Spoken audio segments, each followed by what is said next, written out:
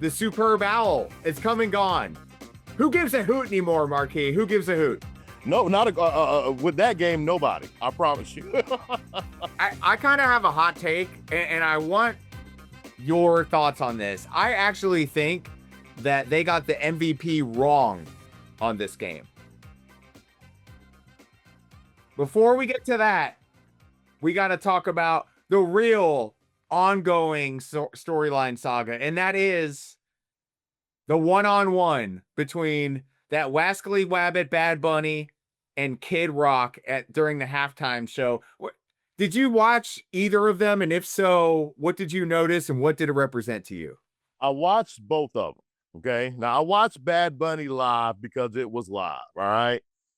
I kind of knew that TPUSA was going to put on a performance that wasn't going to be as live. I mean, going live on TV or anything is very technical. We need a lot of people. Okay. The halftime show at the Super Bowl, Bad Bunny, to me kind of represented Cuba. I mean, not Cuba. Oh my God. Puerto Rico. Okay. How the sugar canes, you know, you had slavery down there. You had people working on the farm. You got the current issue of no electricity. You had a marriage that actually took place during the Super Bowl, you know, during the halftime show. I didn't understand a word he said. I don't speak any Spanish. Hola, como estás? That's about it. But I could follow the story. I knew what was going on. It was a great production. Now, was this for the viewers just at home? Because, I mean, think about it. If you were there, you really just saw a lot of grass just moving around. You know, you really didn't see anything as you was looking at the screen. So at home, it looked really well. You know, TikTok, great clips. You know, you had Cardi B, you had the Mandalorian there. You had, because I can't remember his name.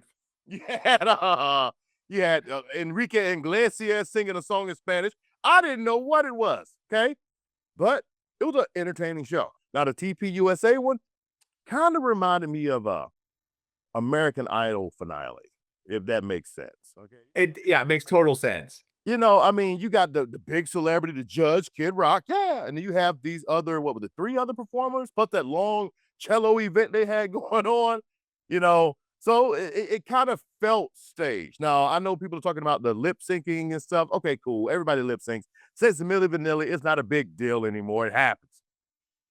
But you would think with the amount of time they had, they could have put on something that was a decent enough country show. I've been to country shows and seen some really, really good ones. I honestly think it was just a transformation party for Kid Rock to become Reginald Richie or whatever his name is, you know, whatever. You're not, what's his name? Oh my God, his name is eluding me. Remember in the early 2000s, he changed from Garth Brooks to, Chris Gaines. There we go. Yeah. That's what it kind of felt like to me. But again, it was an alternative show, and we have so many different alternative shows already. The Puppy Bowl, we used to have wrestling. I mean, they used to put on a whole wrestling show during halftime. I remember, yeah. So it's like we've always had alternatives. It's just that this year is more political because of the, policies on deportation, all of that stuff. That's why it had so much more to do with things, He had 120-something million viewers versus, TPUSA's 20 million viewers. Oh, well, people tuned in, switched back and forth. It's really not as important as we make it out to seem, but it did show that people will follow things for arbitrary reasons. I'll say it like that. That is the truth. And I've seen, you mentioned TikTok and Reels and stuff, and I've seen a good bit of Reels from within the stadium of people panning around, and very few people are into it. But to your point, it's all about vantage point. Because if you're there, all you see is these dancing bushes, and you're like, I can't really see what's going on from my seat. Plus, I gotta pee. Am I gonna make it back in time for the third quarter? You know what I mean? Like, think about when Dr. Dre did his halftime show, right? It was in the middle of the field. Even though they were just facing the front with camera, everybody could still see exactly what they were doing. Right. Think about Kendrick Lamar. Oh no, Rihanna's. It was the entire field. She worked that entire field. You know what I'm saying? Whereas this right here was kind of like, if it was on a stage, it kind of would have been a little better without the trees, but it was made for TikTok. It was made for social media. It wasn't made for people in the stadium. I've heard a lot of people talking about the lyrics and how grotesque they are, and if that was in English, FCC would have pulled them, they would have been fine. But what is the rule on that? Because to me, it's still language. Is it protected because it's not English? Because there's a guy from Florida apparently who's taking it up the ladder, and he's filing a complaint with FCC. And listen, this is all posture. They file a complaint with the FCC over everything. It doesn't matter. Every Super Bowl, the FCC gets inundated with complaints. I mean, let's think about it. Ever since Janet Jackson and the boo. I mean, let's just be real here. Nowadays, if that happened, we'd be like, okay, oh well, right? We move on from it. It'll be something for like 5 minutes. Cool beans. We got to see Janet Jackson's boob with a pasty on it, right? Yep. Nothing out of the ordinary, nothing crazy. But nowadays, what did the guy say? He said because they were twerking. And then the lyrics are in Spanish. So, I mean, honestly, let's think about the NFL here. How much money does the NFL make? Do you think the NFL can afford a translator to look at his lyrics and be like, no, we can't say this. No, we can't say that. You need to skip over this lyric. You need to skip over that lyric. Kendrick Lamar had a song about Drake being played in the Super Bowl, which is talking about pedophilia and him liking girls. You know what I'm saying? But guess what? He didn't say the really grotesque parts of the song. You want to know why? Because the NFL said, oh, no, buddy, you're not about to risk our licenses across many platforms because you want to say this, and this. I'm just saying. I'm just using some common sense here. I don't know. I don't have that much money. It's above my pay grade. Speculate. It's going to be interesting moving forward how they do this, right? And how this actually works out. At the end of the day, I think you brought up something important earlier, is that for a lot of us, not me, because I'm, not a minority, for a lot of Americans, they feel like, hey, it would be cool to have somebody with a shade of darker melanin, somebody that maybe is bilingual. Not to say there aren't conservatives who can sing bilingual songs, but they're just not prevalent. And I think you had two sides of a coin. You have the people that are legit arguing this from the perspective of this is an American promotion, which it's not. It's a global promotion. But you have that argument. I'm going to give all sides their time in the sun. It's an American promotion. English is the #1 language. The guy said not one word in English. It's all in Spanish, and I can't understand any of it. What the hell is going on? Then you have the other people who are saying, well, what's the harm? Because we are a nation made of so many different ethnicities, cultures, languages. I mean, look at Ellis Island. Like the whole thing is based around that, right? I mean, this is why this country is so great. Is because of all sorts of different cultures and people that bring that and assimilate well. Yep. And I think that's an important point. I don't think Bad Bunny's done anything to not assimilate well.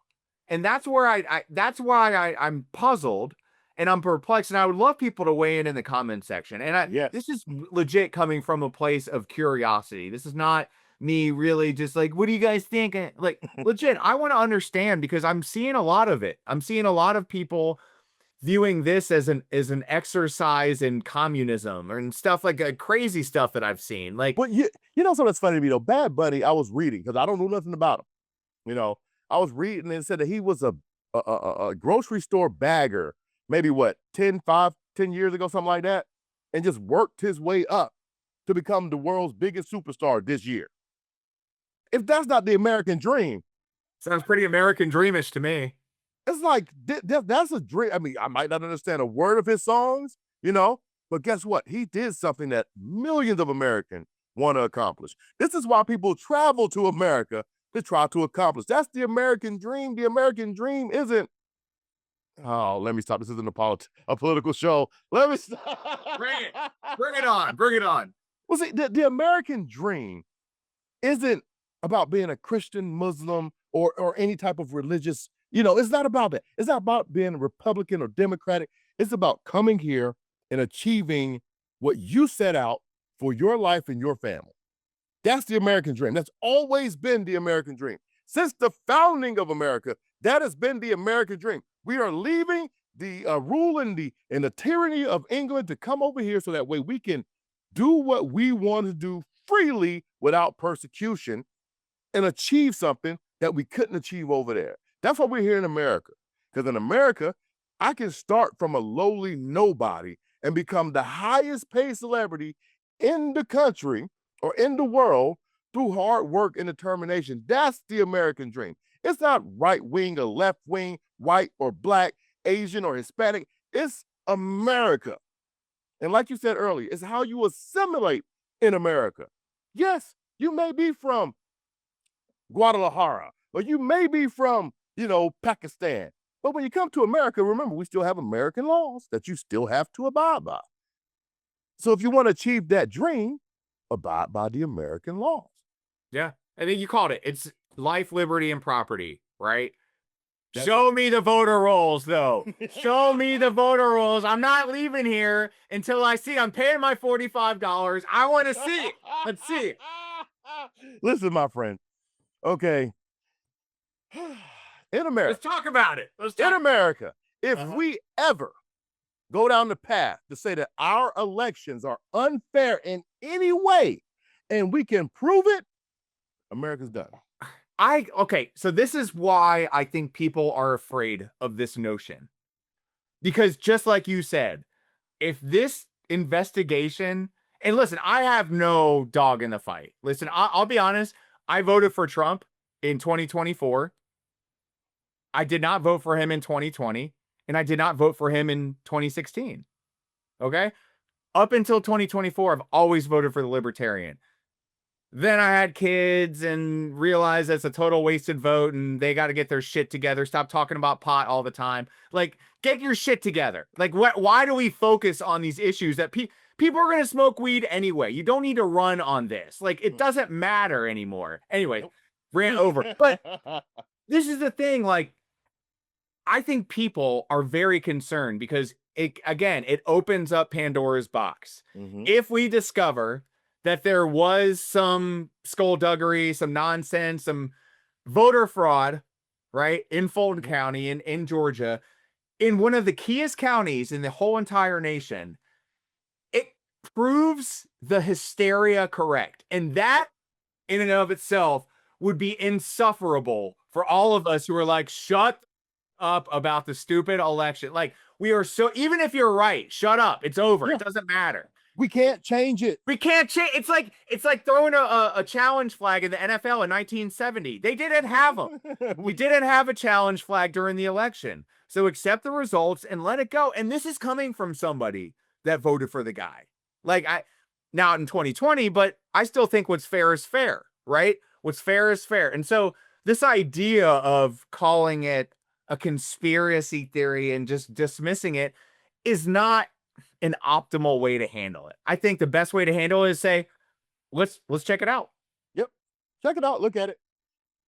And if it's not, then everybody can officially move on. Move on. One thing I do want to say, though, is that, for the states' rights folks, we sure are impeding on states' rights by looking into these elections like that. Yeah. Isn't it crazy how all of a sudden, back when it was Biden with his executive orders and Obama's deporting people, everything changes depending on who's in office. If your guy or girl's in office, everything's out the window. It doesn't matter, right? That needs to change too. The labels need to change. Yep. This idea that I'm either a Republican or a Democrat, this or that, like we are part of one constitutional republic. Like I'm at this point now where I've just stopped. I've just stopped engaging. I don't respond. I stay away. Like Lane Staley would say, I stay away. The only reason I engage and respond is because Facebook pays me. And if people don't realize, like, I will see something like, oh, that's stupid. Post it because I'm going to get, a lot of interactions on it. And Facebook's gonna be like, oh, well, here's $10 for this stupid post you put up. Cool with me. If you guys want to argue and debate things that we have no control over unless it's time to vote, go ahead. I mean, right now, none of my tweets or none of my, truths are going up to the president of the United States or anybody in Congress to see it and are like, oh, you know what? That Marquis Davis had a point. Let me see if I can introduce this to the House of Legislature. No, they don't care. They don't care. I don't care. And I think that's the biggest realization that all of us peons in society need to realize, that at the end of the day, we fork over our money and we're expected to stand in line and just be quiet. And I'm okay with that. I am a good patriot. I do what I'm told. I keep my mouth shut. I'm just, I'm here talking to you and the 10 other people that'll listen to this. And I'm okay with that. I'm not trying to be famous and rich and stand out on a platform and give the world my exposition on democracy. But I am here to ask honest questions. And I do think it's a little absurd how, first of all, Kenneth Walker got Super Bowl MVP. Clearly, it should have been Jake Meyer, the kicker for the Seattle Seahawks. Well, went 5 for 5 plus an extra point. What are we doing here? What are we doing? He would have went 6 for 6. He would have won it because he would have broken the Super Bowl record. But he didn't break the record. So we got to give it to the most productive player on the field, which was Kenneth Walker III. It's an anti-kicking league. It's an anti-kicking league. It is. I'll never give it to a kicker. That was the delivery. You guys were expecting something amazing for who got them. But it should have been the damn kicker. Could we be honest? I mean, he won the game for him. He really did. He won the game. He set the tone. He set the tone. But you can say this was a defensive battle, the O-line versus the D-line. That's how a lot of football purists want to put this game into perspective. But it really was just two teams that shouldn't have been there that were there. They lucked up and got there. I will say that I think Seattle deserved to be there. New England definitely did not deserve to be there, and it showed. They got outclassed. If the Rams were there, this would have been a 45-10 game. Yeah. That's not what I'm saying? Yeah. I think Darnold had 14 yards up until the last drive of the first half. Bro, you get why people are saying it's awful. I don't think it was that bad, but the people that really won in this matchup, Marquis A. Davis won. Were the people that bet on certain things. You have bets nowadays on parlays and which guy's going to score first. Will the team get heads or tails, that kind of stuff. But what if you could do something to make yourself, I don't know, a 25x bet on, hey, will we have somebody run out on the field during Super Bowl 60? Now, what if we lived in a world where you can make that bet and then fulfill your own legacy? Oh, you can. I do it all the time. I just betted on whether the government was going to shut down. So, hey. Well, what about this guy who has done this not once, but this is his second time doing this? Woo! This is correct. I get tickets to the Super Bowl 2 times. How much money does he have? This guy, he's a day trader. He's the guy who jumped out on the field and had the trade Athena on his chest. Same guy did it a few years ago during the Kansas City Super Bowl. Made $40,000 after, I guess, all of his court fees and all, getting arrested isn't cheap. From what I've heard. I don't know. I don't know firsthand, but from what I've heard, it's not cheap. And what a brilliant move. Yeah. Go ahead. What were you going to say? Well, okay, so it seems as though I'm looking at some stuff here that, like I say, he's promoting his brand, and that in 2021, a streaker claimed that he bet $50K on a streaker happening and won $374,000. But they voided it because of suspicious bets in 2021. So, it might be somebody. I might do it next year. So if you see a fat black guy running across the sand, it was me. So this is what you need to know before you do it, because I figured out how to do it. You have to have an accomplice. You have to have a guy that goes over first is your decoy. This guy had a decoy with him. If you watch the video, we're going to put it on the screen here. Watch this video and you'll see the guy jump out right before him. And then he gets down after security, all security, the vultures jump on the carcass, right? And then after everybody's on him, he bounces. And then he's doing juke moves, L1, R1. I mean, he's clowning these guys. He's clowning them. He got the right stick. He's just, hold on. And he had his medic glasses on, so he's capturing all this. That's all we doing. I mean, brilliant. And this is a question I have. I know the NFL, the obvious answer is, well, we don't want to promote this kind of behavior. We don't want to encourage people to, but for you to ignore this and say, oh, there's some bonehead on the field. I want to see that. I want to see the chase. I'm viewing. Let me choose. Don't make the choice for me. Don't tell me what I want to see. But see, he didn't pay for that advertising space, young man. Well, I've seen it. I've seen it now on Instagram. No. How dare you see it? We're going to sue you next. We're seeing it. He didn't pay for that space, so he shouldn't be highlighted in any regards on Super Bowl TV. Oh, my bad. On the Squirrely Bowls TV. Streaking. Way to check yourself there, because I can't afford another fine from the FCC. Oh, no. Well, I mean, none of us can. Oh, well. No. I aired some lyrics from Kid Rock about statutory rape, underage drinking, and sleeping with your cousin, and I got fined. But listen, he's a good guy, guys. You just need to revisionist history, okay? You need to pick a side, plant your damn flag in the ground, and die on that hill. I mean, that's what America's about, arguing, right? Listen, this is what I told my friend, okay? He said he was going to Paris or one of those foreign countries. You know, I'm American. You know, I said, well, don't be the typical American and be loud and boisterous and demand things. I said, please don't, dude. I said, because they're going to lock you up. I said, and you black. I said, yeah, I ain't going to never see you again. So, yeah, Trump ain't going to help with that. No, you will not get a pardon. They will just leave you over there. Hey, but listen, if you have a couple $1 million to throw to his super PACs and toward his campaign, hey, anything is possible. Anything is possible with this administration and your dollar. And with that, I don't think there's a better way to close the show. Listen, I love it. And listen, real quick before we get in, okay? Yeah. I told everybody, I said, I love a Trump presidency. Back in 2015, when me and you were doing that stuff way back in the day, I love it. It is constant news. It is a constant evolution of politics. I mean, it shows why we have never elected a billionaire before. Because sometimes you got to think, well, what is his real interest? Is it the American people or is it his pocket? Is it his legacy or is it this? You know, we have never done it.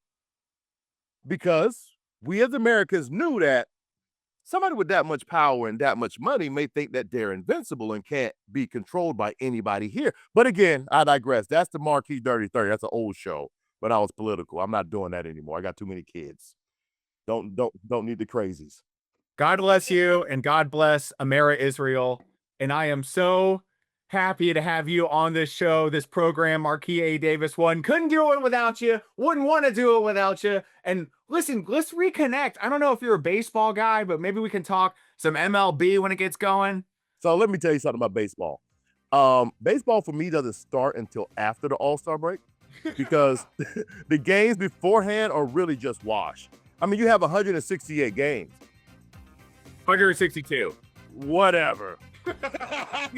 You could lose 50 and still be in the playoffs. So, I mean, we'll get back in July. We'll get back in July and do it. Love you, brother. Thanks for your time, man. Love you too, Joey.